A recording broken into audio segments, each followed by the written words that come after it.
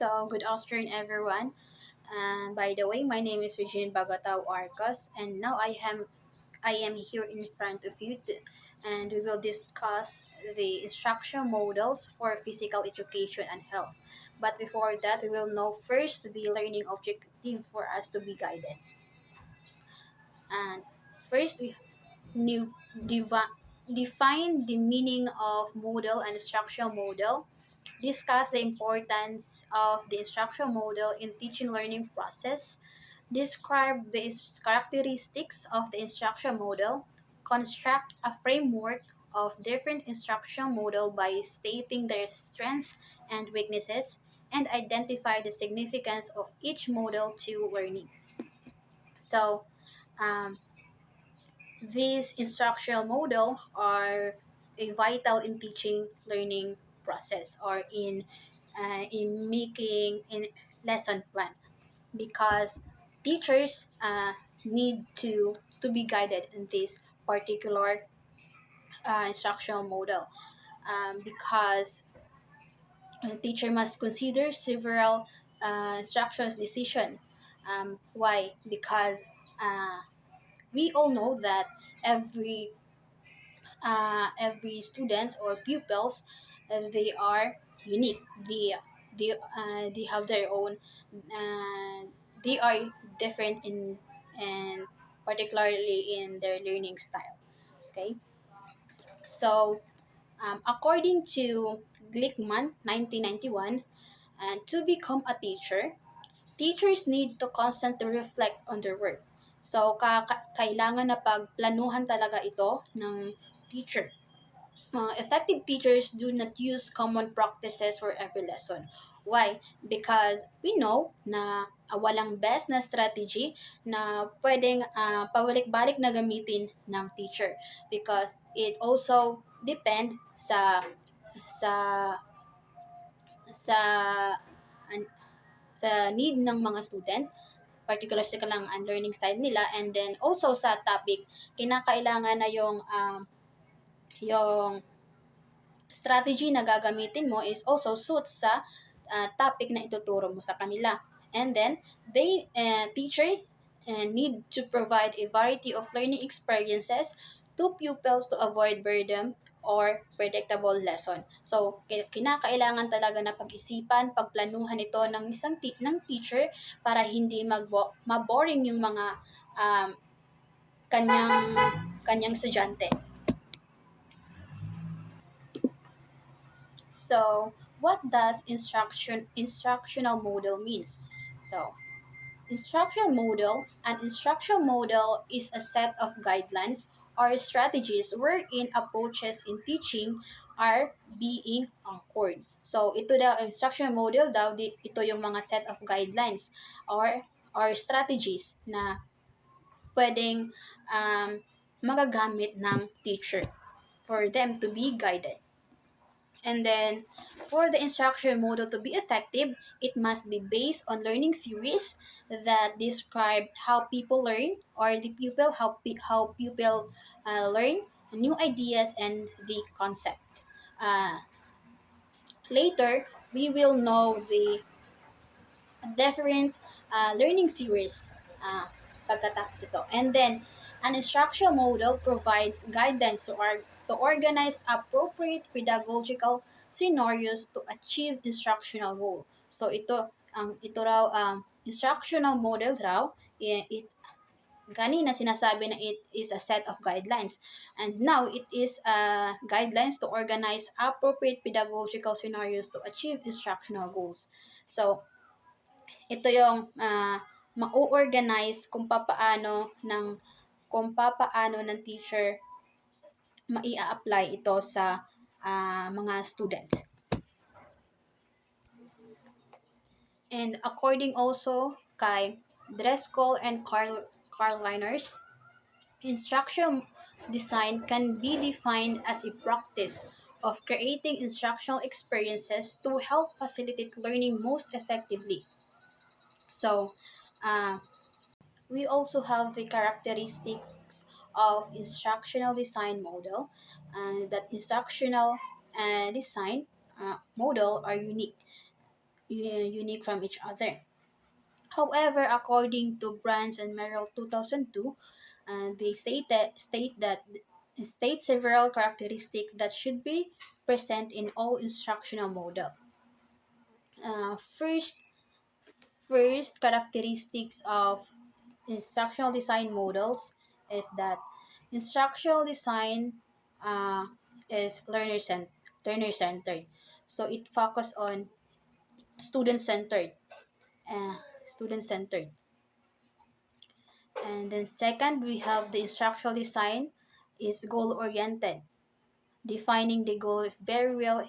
Defining the goal is very important in in doing a lesson plan.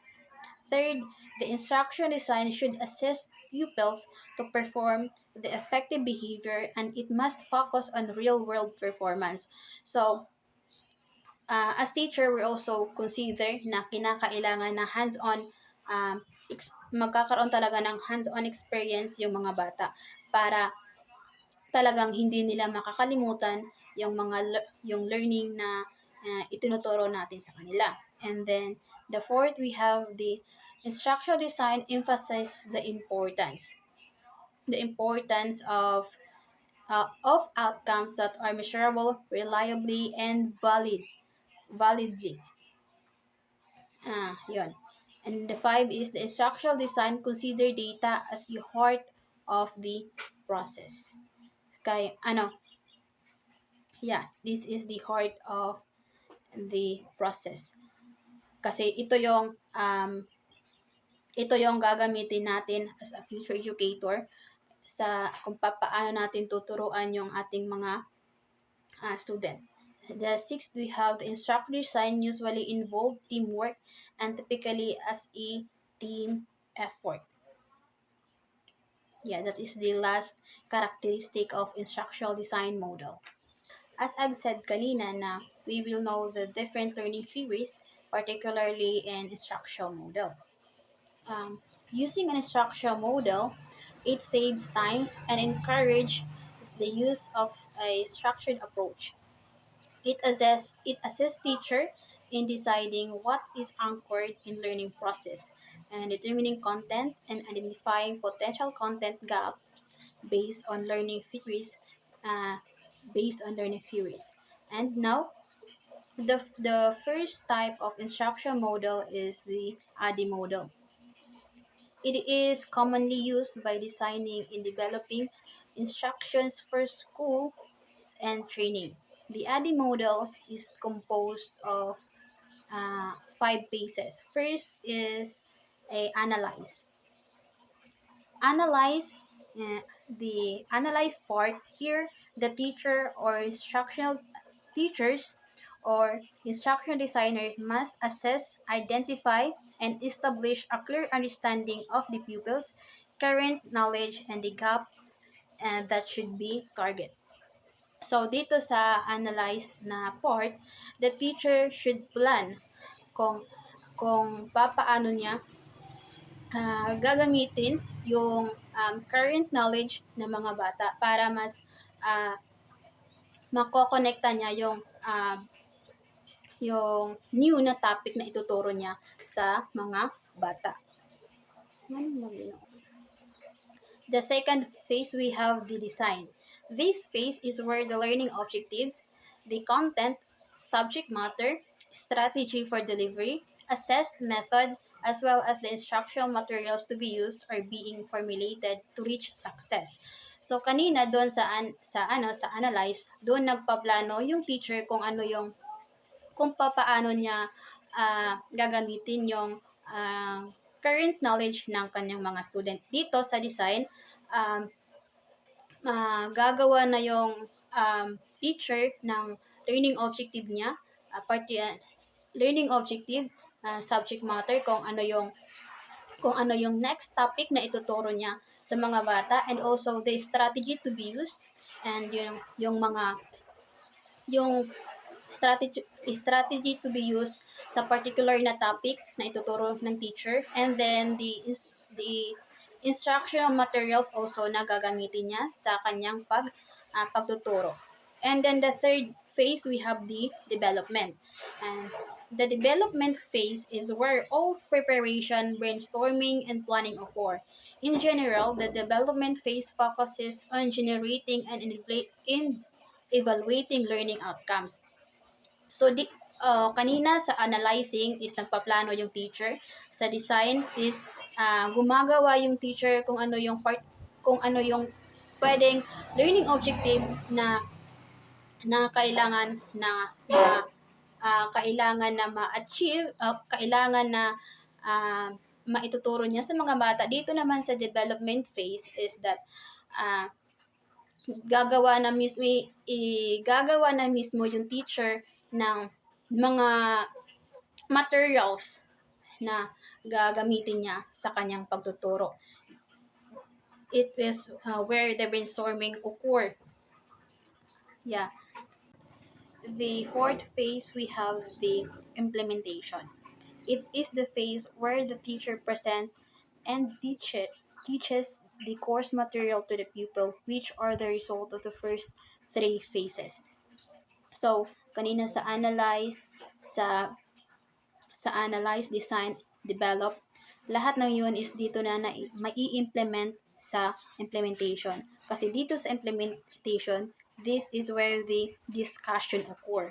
And then the fifth phase, we have the evaluate.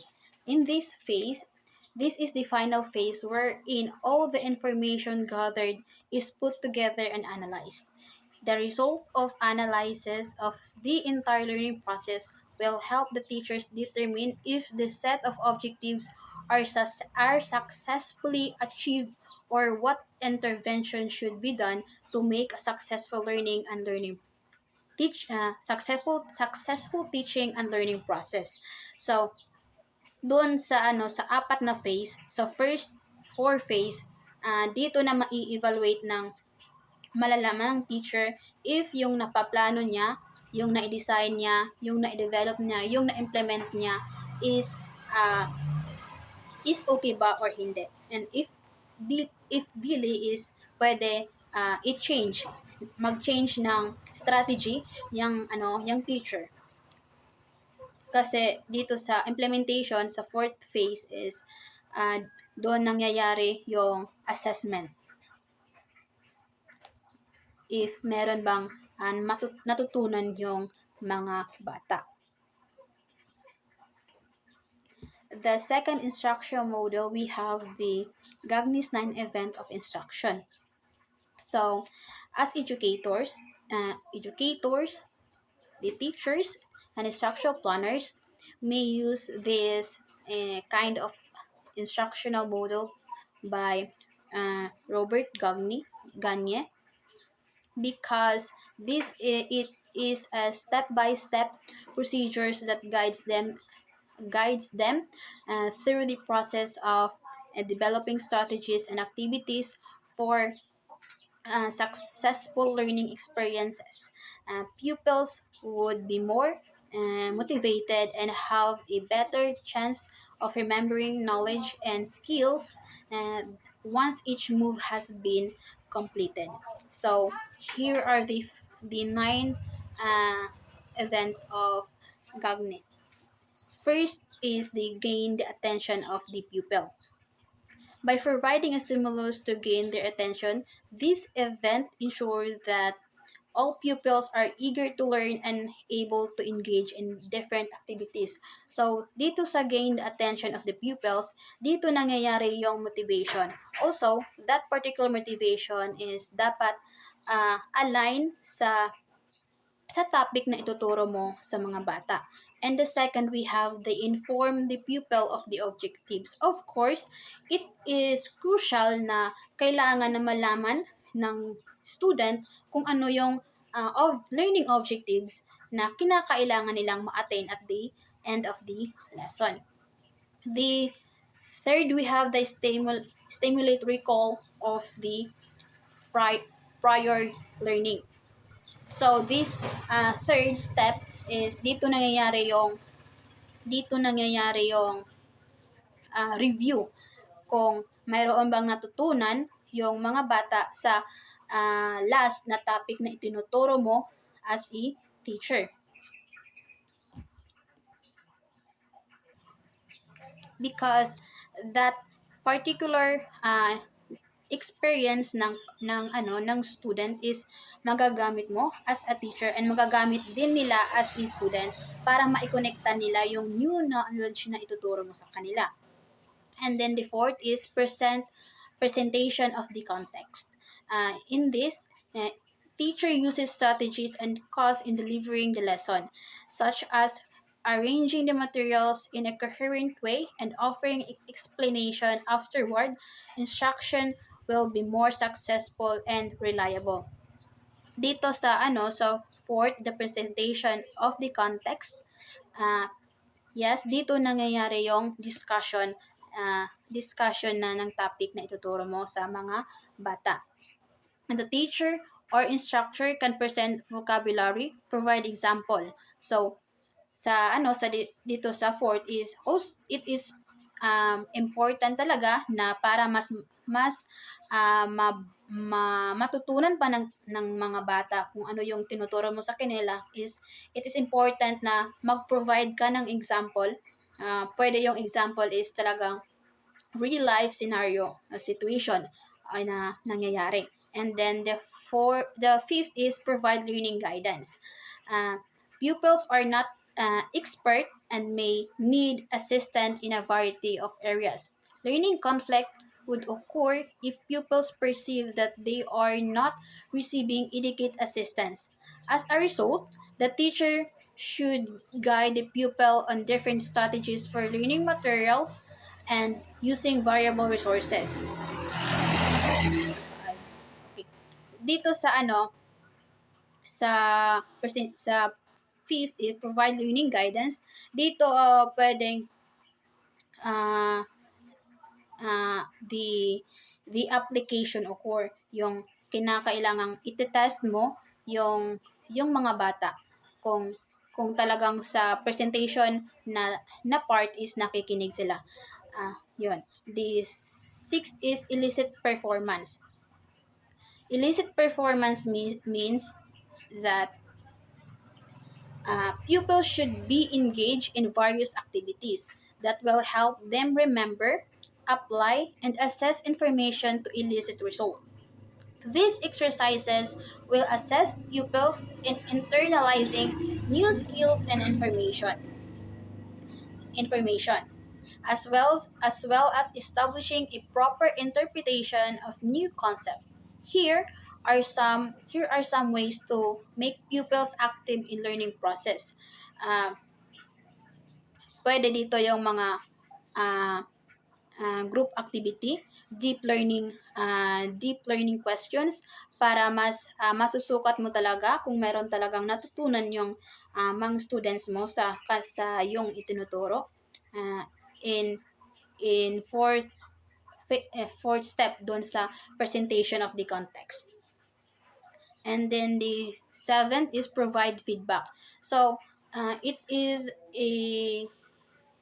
in providing feedback allows pupils to assess and facilitate learning. Feedback may be confirmatory. It tells the pupils that they were able to complete the task at hand. So dito sa provide feedback, it is important talaga na malalaman ng mga student kung saan sila nagkulang, kung kung kung saan sila nagkulang, kung ano yung kinakailangan pa nila i-improve. Pero dapat yung pag-provide mo ng feedback is hindi maka-hurt sa mga bata, particular sa elementary, kasi yung mga elementaries they are ma-emotion yan, madali silang masaktan if yung nasasabi mo feedback is to rush para sa kanila. And then the eighth is assess performance. It is a desired learning outcomes are met. The success of the instructional event may be assessed Performance should be measured against defined goal. Teacher assess if the pupils mastered the subject matter through the use of various assessment tools. The result of the assessment will serve as a basis for determining the strength as well as the areas that need improvement based on the performance of the pupils. So dito sa assess performance, dito nangyayari yung evaluation na part kung sa entire na na lesson na itinuturo mo is maa-achieve ba ng mga bata. Doon pa lang sa step 2, the inform the pupils of the objectives. If that particular objectives ah, na na ipinapaalam mo sa kanila o tinuturo mo sa kanila is maa-achieve ba yun ng mga bata. And then the last one, the 9 is enhanced retention. Dito sa enhanced retention, um, dito, this tension and retention, ito yung generalization part na magtatanong ka ulit sa mga bata kung ano yung kanilang natutunan particular sa topic na itinuturo mo sa kanila. Ganyes event of instruction will aid in the development of a system for planning a lesson and executing instructional materials. Before introducing the 9 activities, it is recommended that the learning goal should be prepared first. Through the 9 event can be modified to suit the content and the level of the experience of the pupils. So the third instructional model, we have the converge experiential learning theory and learning styles. So these learning styles, we have the 4 stages of learning. And this learning cycle of Kolb's was anchored on Jean Piaget, the cognitive learning theory, idea that the pupils may create knowledge through their interaction with the environment. Um, because pupils can learn by observing the things that are happening around them. They can imitate the adults in their surrounding, like the way how adults behave and speak. Furthermore, they can imitate people or things that they see in different platforms, such as in movie, television programs, and online media, or books na nababasa nila. Yes, they can learn from it. So, the first stage ng learning style ni Kolb's is that the concrete experience. Here, the pupils encounter a new experiences and use the prior experiences to existing experiences. So here the pupils are exposed to uh, new task or new project that they have not seen before. The second, we have the reflection observation. This stage will give opportunities to the pupil to reflect on the experiences that they have encountered on personal basis.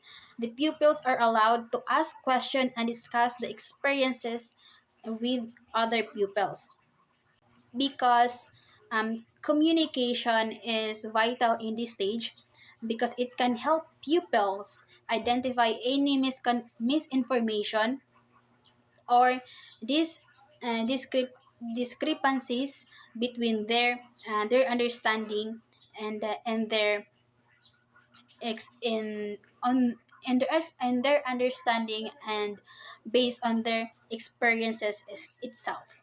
The third, we have the abstract conceptualization. The result of the reflection observation stage would be used by the pupil formulating new idea, or modifying present abstract ideas. So, dito mako-combine na yung concrete experience ng mga bata and the reflection observation ng mga bata. Okay. With this,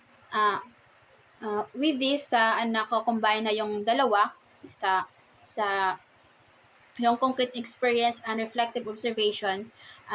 We can conclude that the event uh, that the event that occurred with which involved interpreting the experiences and making comparison on the present understanding of the concept of the student.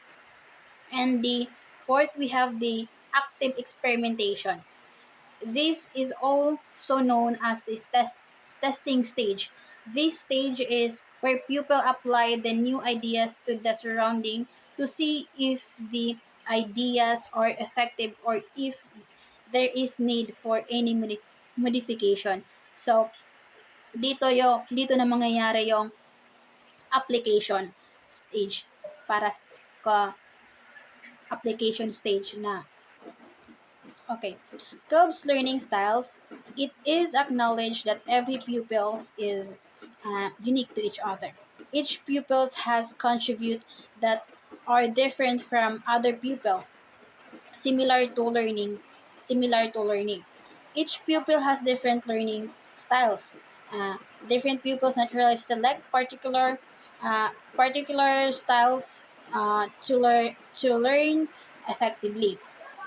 The choice of learning styles is influenced by various elements such as social environment, their environment, education experiences based on the different experiences of the students, and the basic cognitive structure of the student. So, according to Kolb's, in his learning theory, there is a four basic learning styles were identified. First is the diverging, the concrete experience and reflective experience. This learning style focus on the original and creative approach. Pupils tend to assess situations or ideas based on various perspectives rather than create experiences by the action taken. So here, they give importance. The pupil here give importance to feelings, um, and take interest in others. Those people, na pupils who have these learning styles, they tend to enjoy in in brainstorming, uh, in brainstorming activities, and work collaboratively with other or with their peers. The second, we have the assimilating or the abstract conceptualization, reflective observation. This learning style places emphasis on reasoning. Pupils who are under who pupils who are under rather than people. They need good explanation rather than practical opportunities. Furthermore, they tend to enjoy designing experiment and working on project from start to end or completion. Pupils under these learning styles benefit well from the following instruction techniques the teacher must do when writing instructional plans. These are the uh, techniques.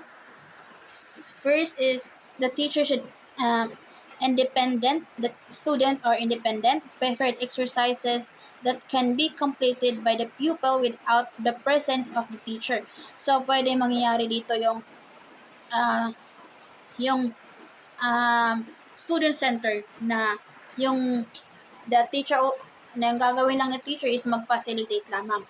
And if kailangan ng guidance ng ng student is yun, doon lang papasok yung teacher. Also, the class lectures supported by audio or video presentation. Yeah. The the the last technique is that private exploration or demonstration that follow is tutorial with provided answer. So, yun yung mga particular na techniques dito sa assimilating abstract conceptualization, reflective observation. The third we have converging abstract conceptualization, active experimentation. The pupil under these learning styles can solve problems and will use what they have learned in finding a solution to practical issues. Opposite to pupil under diverging learning styles. So opposite sila sa kanina dito sa pinakaunang uh, style. These pupils tend to avoid people and interpersonal aspect and prefer to do technical activities. And the teachers who may eh, encounter pupils with this kind of learning styles uh, in her class or his class, it must take note the few instructional techniques um, in this uh, converging part na maging prefer ng kanyang student.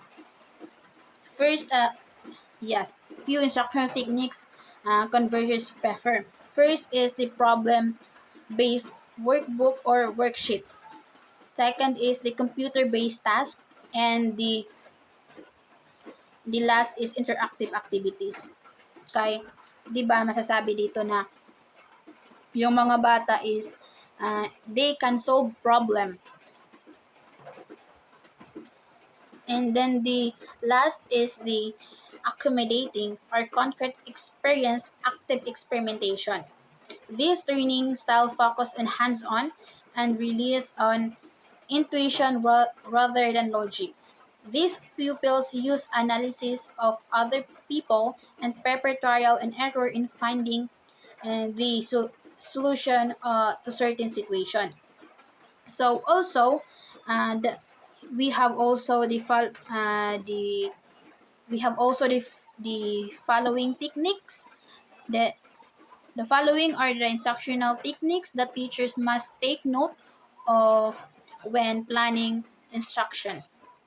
Dito sa part ng accommodating.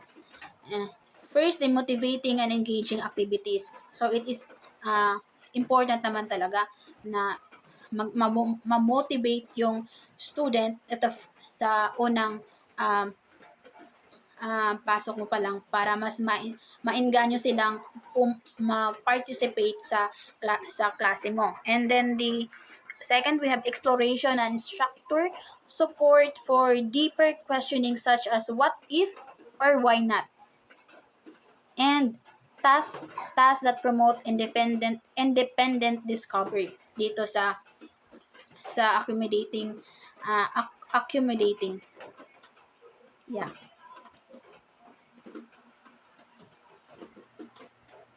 The last instructional model we have the theory of multiple intelligences.